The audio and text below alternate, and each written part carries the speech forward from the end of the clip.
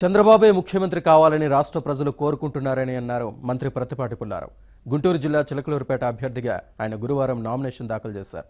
నియోజకవర్గంలో 4,000 కోట్ల రూపాయల విలువైన అభివృద్ధి పనులు చేపట్టామని, ప్రజలు తమను ఆశీర్వదించడానికి సిద్ధంగా ఉన్నారని అన్నారు ప్రతిపాటి పుల్లారావు. మనం విడదీసి అప్పులతో పంపించిన కేసీఆర్తో కలిసి జగన్ కోటేస్తే పక్క రాష్ట్రం అయినటువంటి ముఖ్యమంత్రి ఇక్కడ పాలిస్తాడనేటువంటిది ప్రజల్లో కనపడతాం. కనుక జగన్మోహన్ రెడ్డి ఏమో మన మీద కుట్ర చేసేటువంటి వాళ్ళతో మోడీతోటి కేసీఆర్ తోటి చేతులు కలిపి రాష్ట్రానికి అన్యాయం చేస్తూ ఉన్నాడు. వీళ్ళ ముగ్గురు మీద ధర్మ పోరాటం చేస్తున్నటువంటి చంద్రబాబు గారికి మనం అండగా ఉంటే ఈ రాష్ట్రం ప్రశాంతంగా ఉంటుంది, ఆంధ్రప్రదేశ్ కాకుండా ఉండాలని కోరుకుంటున్నాం. చంద్రబాబు ఇంటనే పెట్టుబడులు రావాలన్నా, పరిశ్రమలు రావాలన్నా, ఈ రాష్ట్రం ఆదాయం పెరగాలన్నా, పెరిగిన ఆదాయాన్ని పేదలకు పంచాలన్నా చంద్రబాబు గారు సాధ్యమైనటువంటిది ప్రజల్లో బలమైన నమ్మకం కనబడుతుంది. 2,000 రూపాయల పెన్షన్ కానీ, అదేవిధంగా పసుపు కుంకుమ నిరంతరం ఇస్తామని ప్రకటించారు ముఖ్యమంత్రి.